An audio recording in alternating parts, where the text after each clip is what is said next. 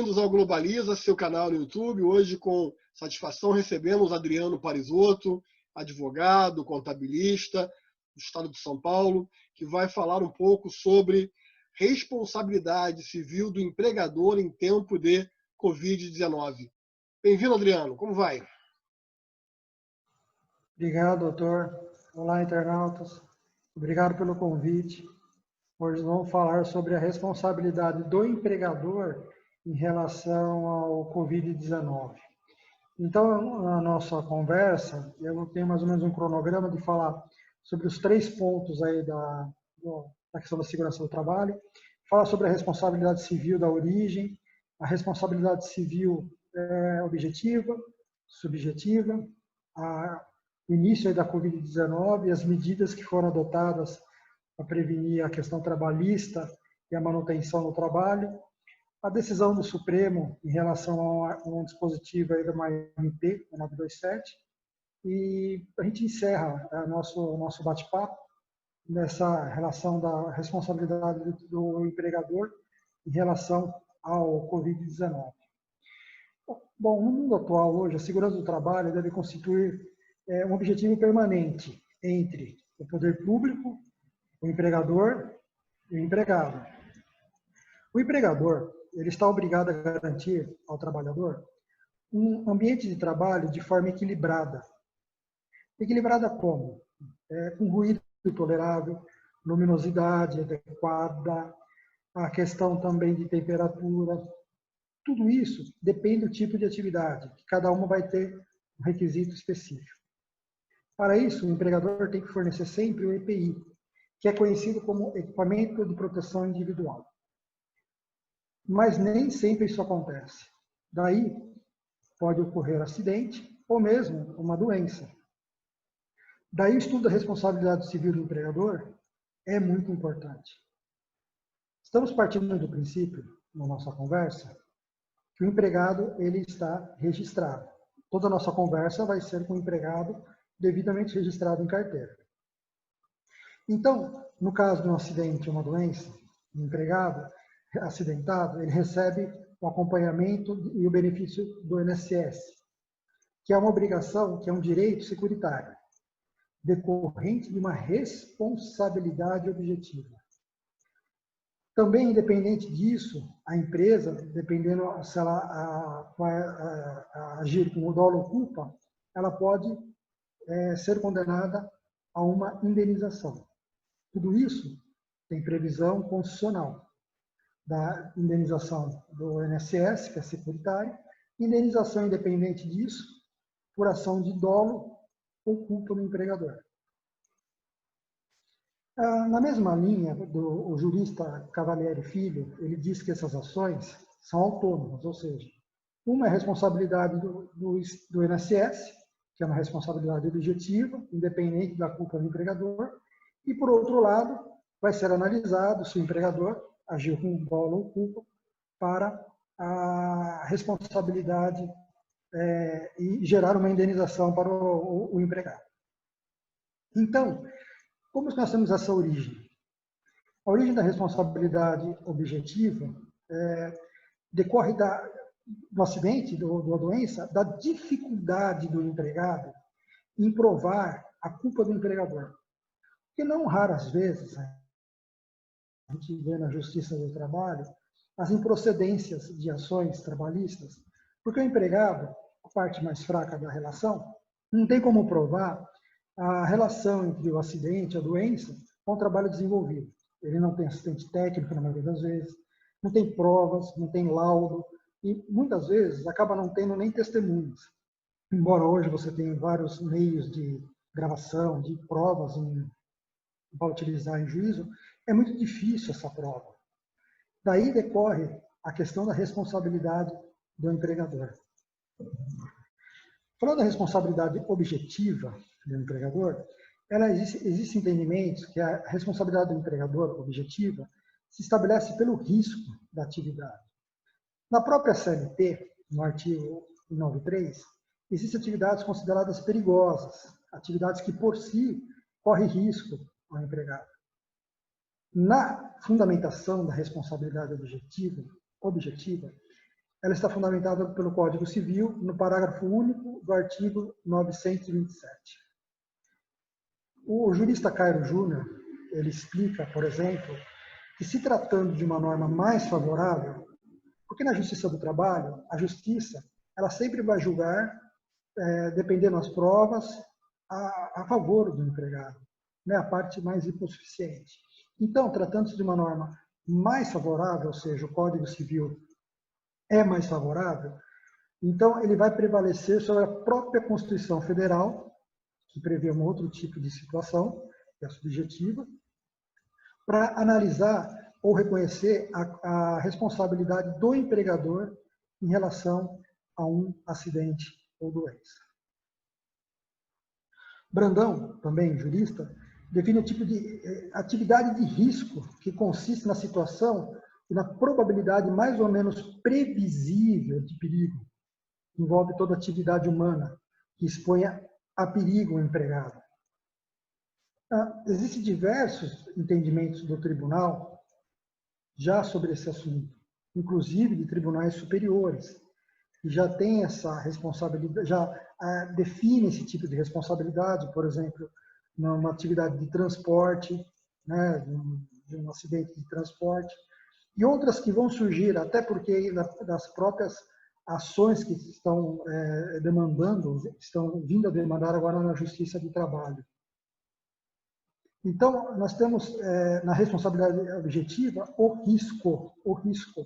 Até porque seria um tanto injusto o acidentado, o empregado, que arque com o risco da atividade. Então, o empregador, como retira o lucro, ele responde, dependendo do tipo de atividade, de forma objetiva, ou seja, não se discute culpa. Por outro lado, na responsabilidade subjetiva, aí nós temos uma outra situação. Aí nós temos o elemento culpa, é o elemento diferenciador entre a responsabilidade civil, objetiva e subjetiva. Aqui o agente, no caso, o empregador, ele pode agir com negligência, imprudência ou imperícia. No caso de máquinas, no caso de conduta, omissão, são situações que podem levar a acidentes ou doenças. É necessário que haja o dano no empregado, na situação que ele venha se envolver no acidente ou exposição a uma doença, e o nexo causal, ou seja, a relação entre a conduta, o dano ao empregado e a relação com a atividade desenvolvida na empresa. Os que defendem essa teoria estão fundamentados na própria Constituição Federal, no seu artigo 7º, né, na linha 28, que traz essa questão da responsabilidade subjetiva, como já foi abordado no começo da nossa situação, na nossa conversa. E trata-se de uma norma, a norma constitucional, que traz essa definição. Então, ela deve prevalecer em relação ao Código Civil, porque é uma norma constitucional. Então, o Código Civil, por ser uma norma infraconstitucional, não teria suporte. Prevalece a regra da responsabilidade subjetiva por ser constitucional. O fato é, a responsabilidade subjetiva é uma regra geral. Sempre que possível, ela tem responsabilidade objetiva é cabível, no meu ponto de vista, quando se trata de atividade de risco, atividade que o empregador expõe o empregado a um determinado risco. Então, isso tem que ser analisado de caso a caso, porque existem inúmeras atividades no mercado, existem inúmeros empregadores, inúmeras atividades. Então, depende a situação, o dano, ela tem que ser estudada caso a caso, para ver se será aplicado a responsabilidade objetiva ou será aplicado a responsabilidade subjetiva. Lembrando que a responsabilidade subjetiva é a regra geral e a responsabilidade objetiva, exceção, dependendo atividade de risco. Bom, Traçando essa definição, o que ocorre em 1º de dezembro de 2019 é um vírus conhecido, batizado de Covid-19, que é uma doença respiratória aguda, que teve início em Wuhan, na China, e até hoje está atingindo praticamente todos os países. O Brasil está sofrendo muito com essa pandemia, inclusive adotando medidas de saúde, medidas econômicas, medidas trabalhistas, para tentar evitar diminuir o máximo aí da ação dessa pandemia. Para isso, ela criou uma lei de emergência de saúde pública de importância internacional. Foi a Lei 13.979, de 6 de fevereiro de 2020. Posteriormente, decretou estado de calamidade pública pelo Decreto Legislativo número 6, de 20 de março de 2020. O governo também editou medidas provisórias para tentar manter, prevenir que empresas que perderam receita, porque não estão podendo trabalhar, não estão podendo prestar nenhum tipo de atividade. Um exemplo, a gente pode, claro que está acontecendo, são restaurantes, bares, shoppings, que praticamente estão fechados ou tiveram uma operação muito reduzida. Então, para manter o trabalho, para não haver um desemprego desenfreado, eles editaram uma medida provisória, 927, que trouxe uma tentativa de flexibilização das normas trabalhistas, do teletrabalho, de diferimento de fundos de garantia, antecipação de alguns direitos. E também na medida provisória 936, medidas também para evitar a manutenção do trabalho, né? Principalmente a manutenção, o plano emergencial, os benefícios, a redução, a suspensão da jornada de trabalho, tudo isso para quê? Tentar manter as empresas operando, evitar que se mande, que faça a dispensa dos empregados e aumente ainda mais o desemprego e os problemas econômicos. Dessa feita, o artigo 29 da MP 927, ele trouxe um dispositivo que foi contestado. Por quê? Porque na MP 927, no seu artigo 29, ele informa, ele reza que os casos de contaminação do coronavírus não serão ocupacionais, não serão considerados ocupacionais, exceto mediante comprovação do nexo causal. Ou seja, esse artigo 29, ele trouxe uma situação que informa o quê? Que no caso de contaminação do vírus, do coronavírus, não serão considerados doença ocupacional, ou seja, não é do trabalho, exceto mediante comprovação do nexo causal, que cabe a quem? A gente vai ver um pouco mais para frente. Mas, por uma parte, cabe ao empregador provar que não expôs o empregado, e o empregado, por outro lado, se houve um acidente ou houve doença, ele tem que provar que o empregador agiu ou pela responsabilidade objetiva, né, expôs ao risco, ou pela subjetiva, que houve por culpa ou dolo e dano e o nexo de causalidade. Na própria Lei 8.213, de 91, nós temos ali no artigo 20, que considera acidente do trabalho, no parágrafo 1º da mesma dispositivo, ele diz o seguinte, ele reza o seguinte: não são considerados doença do trabalho. A doença endêmica, adquirida por segurado habitante em região que ela se desenvolva, salvo comprovação de que é resultante a exposição ou contato direto determinado pela natureza do trabalho. Então, esse dispositivo, de uma certa forma, é bem próximo ao que foi editado na medida provisória. Mas a pandemia, agora, essa pandemia do coronavírus, ele mudou praticamente todas as situações de relação de Estado, empresas, empregados, decorrente dessa relação vai ter muita ação trabalhista e processos judiciais. Então, vai haver situações que estão por vir, até porque está aumentando o número de ações judiciais em decorrência do coronavírus, e haverá situações novas que estão por vir, jurisprudências nesse sentido. Então, o empregador, o que ele tem que adotar a partir desse momento? Depois a gente analisa essa questão do Supremo. Ele tem que evitar o quê? Que empregados em grupo de risco, empregados com mais de 60 anos, grávidas, que têm alguma deficiência imunológica nesse momento, eles têm que ser tratados, eles têm que ter um cuidado maior, né, ou até começar a trabalhar via home office, para evitar a exposição ao contágio e alguma doença. Porque senão ele pode responder a primeiro momento em juízo, né, ou mesmo administrativo, de forma objetiva pela exposição, depois fica sujeito também a danos materiais e danos morais, e até mesmo, se for o caso, fiscalização do Ministério do Trabalho. Então, o que as empresas, a primeiro momento, têm que fazer?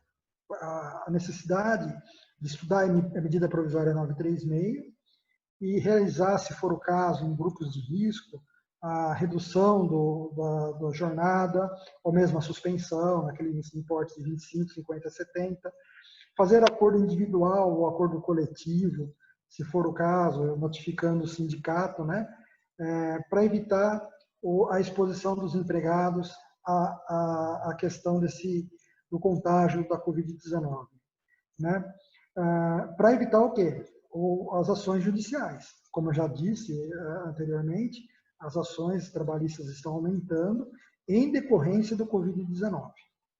O Supremo, provocado por ações diretas, inconstitucionalidade, se eu não me engano, foram 7 ações, ele suspendeu a eficácia do artigo 29 da MP 927.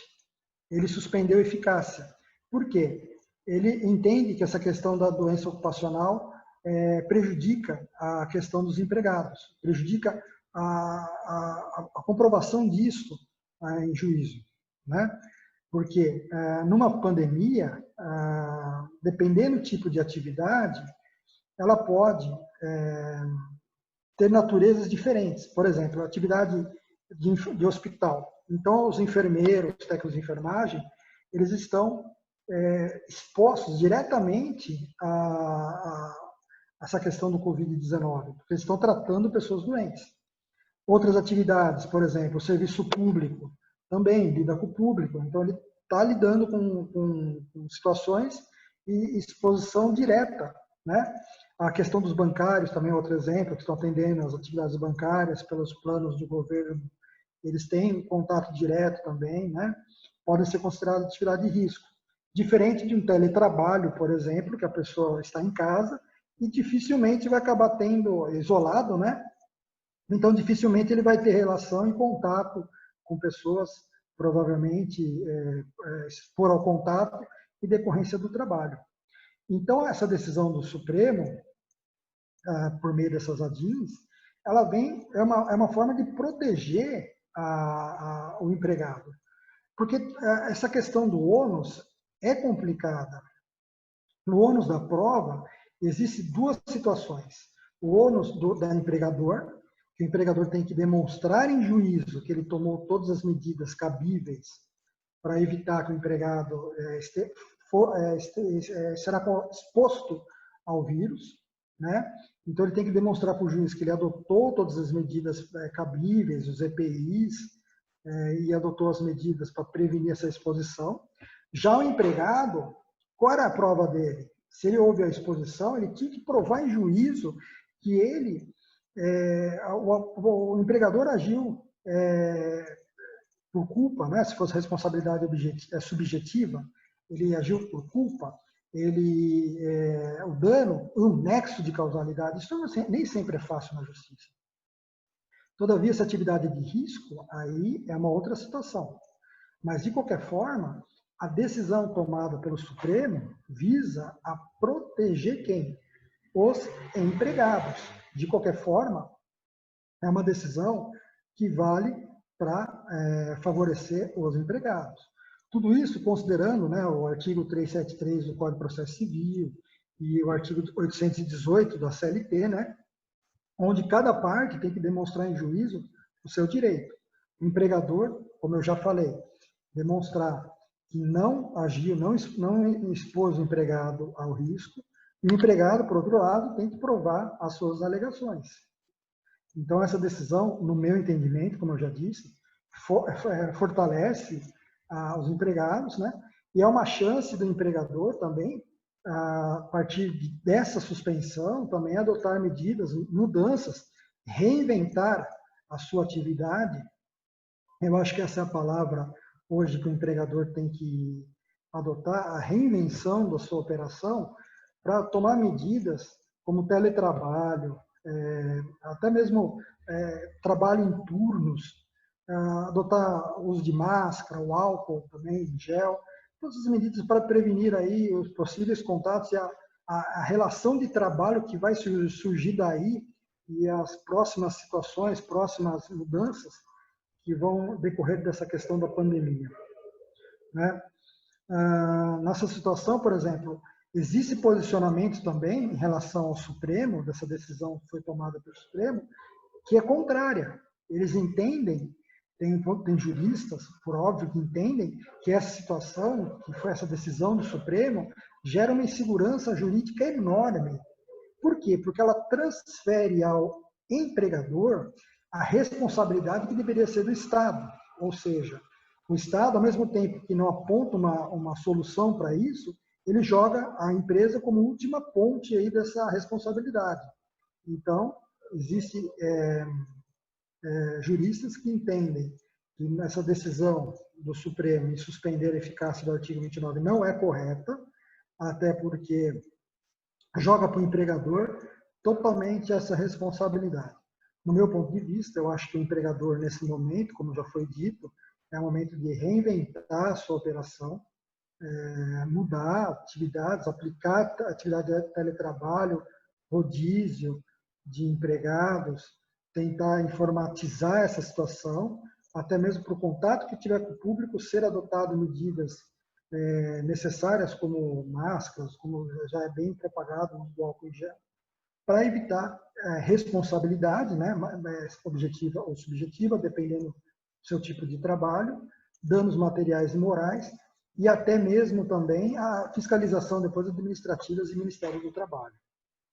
Então, encerrando a exposição, a empresa, dentro dos 3 pontos da segurança do trabalho, poder público, o empregado e o empregador, nesse ponto o empregador ele tem que prestar, tem que fornecer um ambiente de trabalho salubre ao empregado. Para quê? Mas nem sempre é dessa forma, né? Nem sempre o empregador consegue cumprir as normas de segurança, fornecer os equipamentos de proteção individual, e dessa situação tem origem a responsabilidade civil.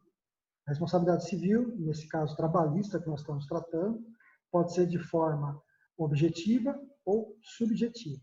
Lembrando, a objetiva depende do risco da atividade e a subjetiva, regra geral.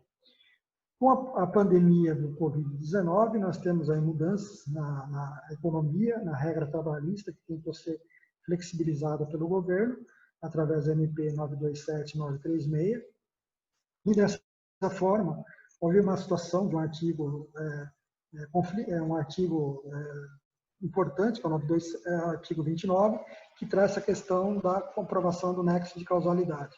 E o Supremo, dessa forma, ele suspendeu a eficácia por motivação de 7, a ação direta de inconstitucionalidade, e nesse ponto faz com que as empresas, a partir desse momento, venham se reinventar nessa ordem operacional para adotar medidas aí de segurança dos empregados que estão em grupos de risco.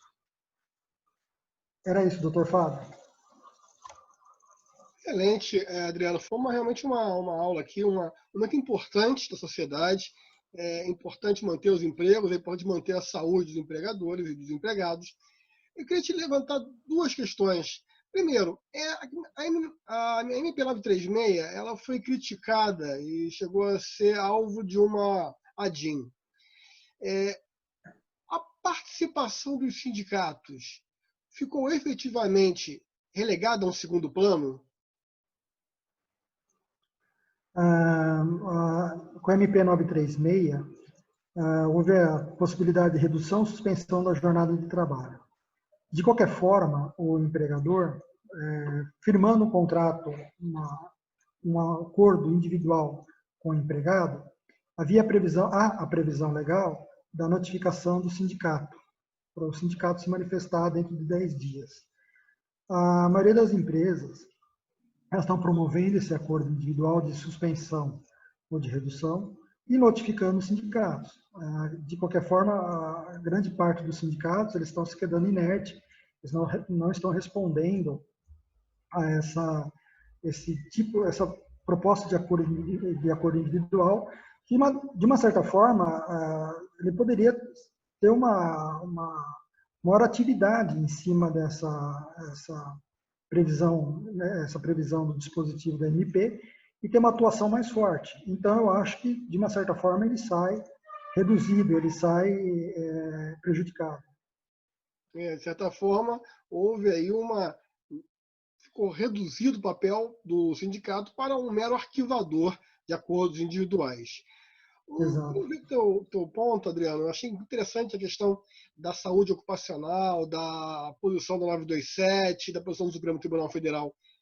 A CIPA, nesse momento, é conveniente que ela participe com a direção da empresa para definir protocolos para a proteção dos empregados, ou o papel da CIPA também igualmente fica num segundo plano de existência?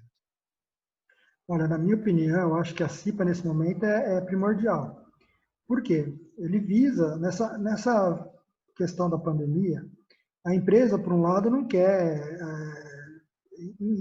incorrer em infração legal e responder juridicamente por isso.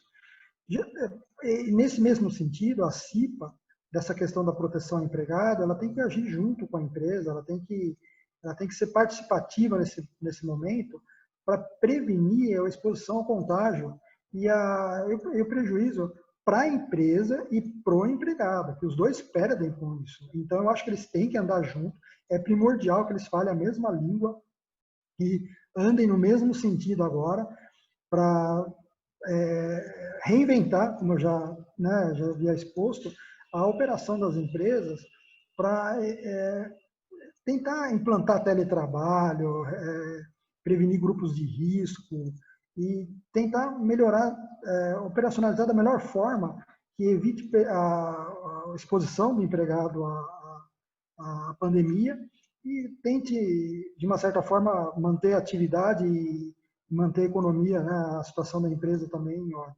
Então, eu acho primordial que eles andem juntos e partam para o mesmo norte. Exato, eu também entendo que a CIPA tem um papel proativo importante e no momento em que ela auxilia a empresa no estabelecimento de protocolos de segurança, isso vai funcionar também para reduzir o número de demandas que vão hoje assolar o nosso judiciário e vão atrapalhar a atuação da empresa, quando essa empresa eventualmente pode superar essa crise, manter seus empregos e, sobretudo, manter a saúde do seu colaborador. Adriano, queria agradecer, em nome da Globaliza, a sua participação. Queria convidar você que ainda não faz parte do canal Globaliza, que não é inscrito, que possa se inscrever para assistir ensaios como esse do Dr. Adriano Parisotto, que fez uma apresentação muito boa sobre a questão da responsabilidade civil do empregador em tempo de Covid. Muito obrigado, Adriano. Queria ouvir aí a tua saudação final, a sua despedida, do seu recado ao internauta. Obrigado, doutor, pelo convite. Obrigado, internauta. Agora é momento de realmente as empresas, os empregados e o poder público se reinventarem, tomarem medidas aí, o uso da tecnologia para poder, da tecnologia da segurança, né, para de uma certa forma, reinventar o negócio e manter a atividade, e principalmente a saúde do empregado, que é primordial nessa cadeia. Bom, muito obrigado a você que já é inscrito no canal. Deixe o seu like, comente, mande questões e eu, desde logo, já vou convidar o Adriano para voltar outras vezes aqui para trazer outros temas ligados não só de trabalho, quanto outros temas que sejam do seu interesse. Muito obrigado, Adriano. Obrigado, Pedro.